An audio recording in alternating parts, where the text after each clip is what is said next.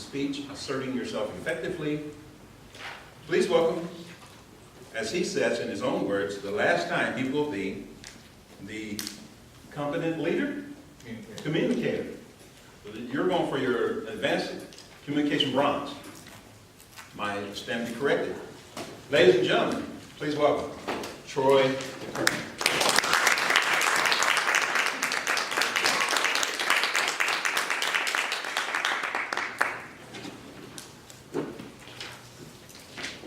Thank you, Ron. That almost brought a tear to my eye. Fellow Toastmasters and guests, we've all had that time in our life where somebody does something that really gets on our nerves. You want to strangle them, but you don't want to get arrested.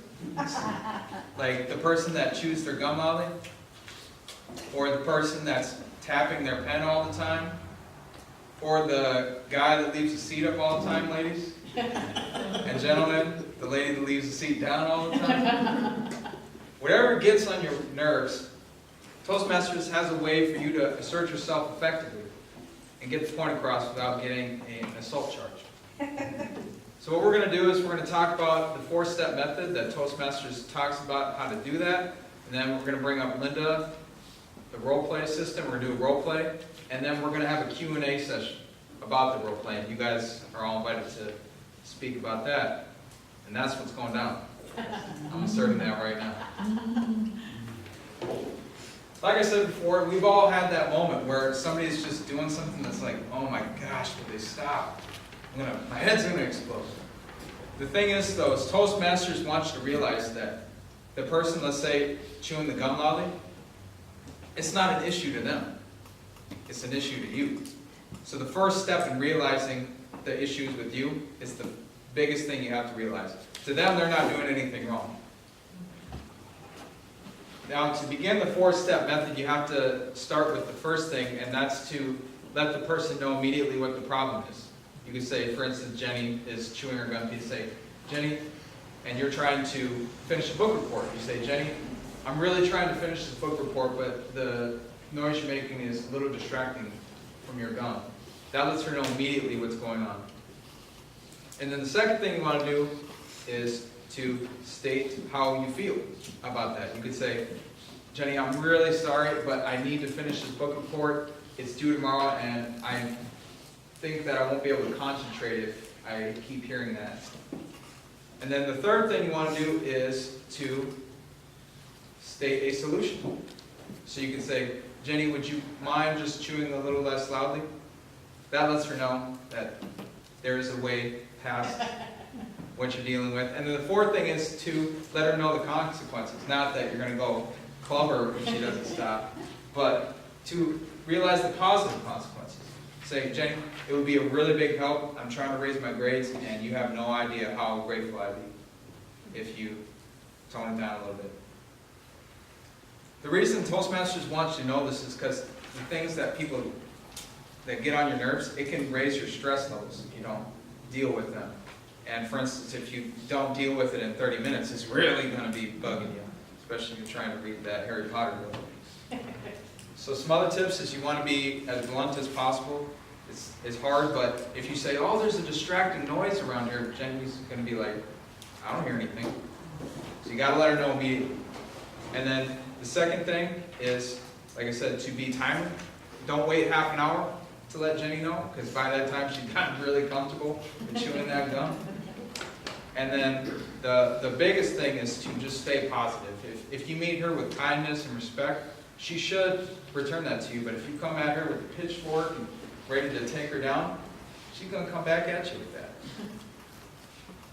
Toastmasters also wants to realize that despite the 4-step method, you are going to find some people that have that resistance. Either they don't quite get what you're saying, or they're just a little stubborn. That's okay. Very simple. Say, if you say to Jenny to ask her to stop chewing the gum, and she says, well, it's how I calm down. What am I supposed to do? Or, I was here first. Why can't you leave? Toastmasters said that it's just a smoke screen. Either they're, like I said, not comprehending it, or they just don't want to give into it right away. But if you continue to let them know how serious it is and how important it would be to you and how much it would benefit you as a favor, she's more than likely going to comply. If you make it a favor versus a demand, it's a lot easier to get people to do what you want. Now that we're all experts at the 4-step method, I'd like to invite up my lovely assistant Linda.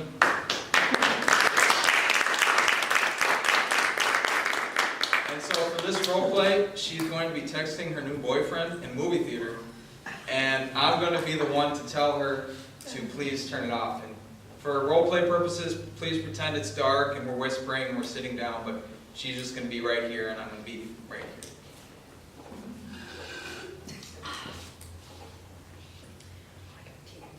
Selfies, because my boyfriend is in love. Oh, excuse me. Wait, you both going? We're actually in a movie, and I would really help. It would really help me out if you take the phone call outside, so then we all can focus on it. You know, right now it's like the commercials, it's like when you're supposed to get up and go. So, we'll stop when the movie really starts, but this is kind of important. You want to be in it? I'll get you in it. I'm okay. Okay. I understand that you're texting, but we really are just trying to watch the movie, and it's just about to start. I'd really appreciate it. It would really help us all out, help us concentrate on the movie. Well, you see, I got the popcorn, and I told my friends on Facebook that I was going to let them know if it was a good movie or not. So I thought that right now, I would just text them and tell them, and I have a friend that's going to meet. This is not going to take very long, it might. Well, you know, if you go over to the side where there's better lighting, you'll probably be able to actually give them a better message. Yeah, and then when well, you come yeah, back, you know what, that could work, but this is not going to take long. I really understand that you're trying to do this, but if you don't get rid of it, we are unfortunately going to have to go Yeah. with the manager to escort you out. So it'd be in your best interest, because we're all just trying to watch a movie here. Well, so am I, and I paid, you paid, so I feel like I have, this, you know what? Okay, let's put it this way. I understand where you're coming from. One more thing. Let's get a selfie here. There we go. Okay. There we go. All right, I'm there going we to put it on Facebook, and now we know who's harassing me at the movie theater. Thank you very much. I appreciate that. So let's give Brenda a round of applause.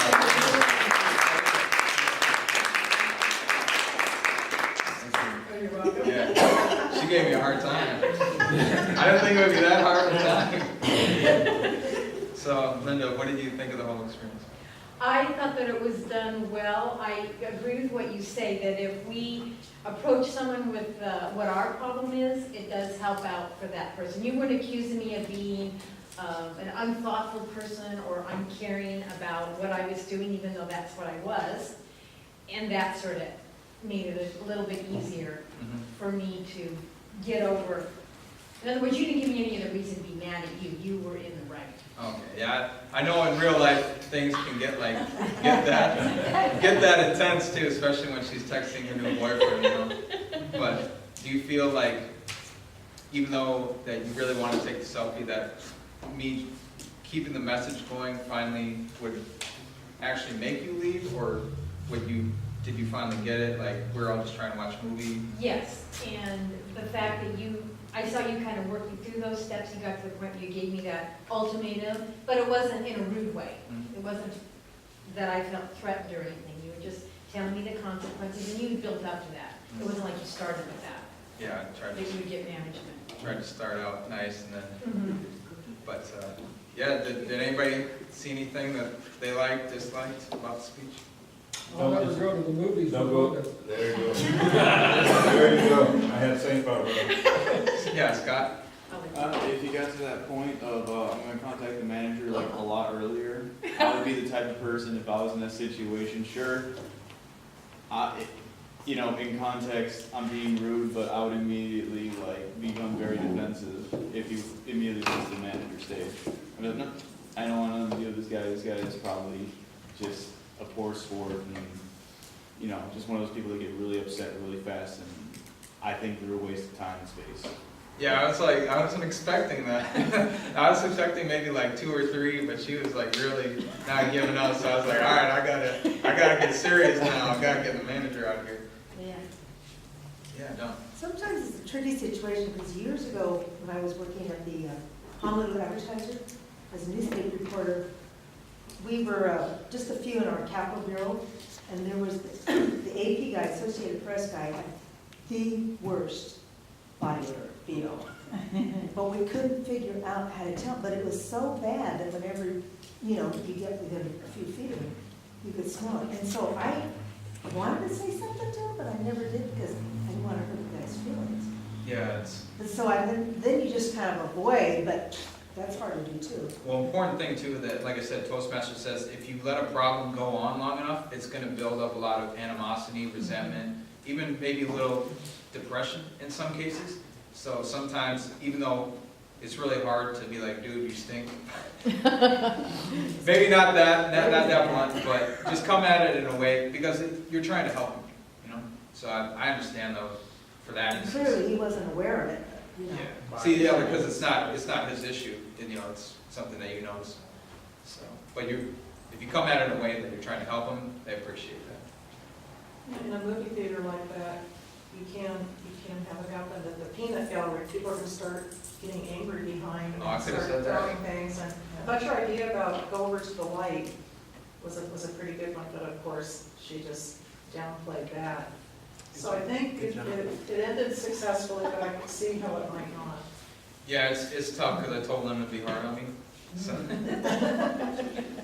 Troy, I always think for myself when I am in a situation like the one you just described here, I think you can always get a lot more with a little bit of sugar than with vinegar.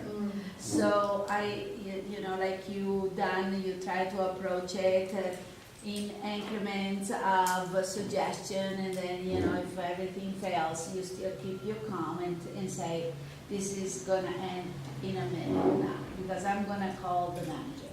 So that, yes, you done well, in showing us how it's done. But, it's a good medium. You always do better by approaching people with calmness and kindness. Yeah, it's not about saying like, I'm the boss, do what I want. It's like, if they're doing something that's getting under your skin, you're just trying to give them that social awareness. Sometimes it's not worth it, like Linda and I were saying, like if you're just in a line and it's gonna be over quick, yeah, but for a movie, or like she was saying, if you have a little kid that gets bothered by these noises, you gotta speak up. Anybody else have anything? All right, Mr. Toastmaster.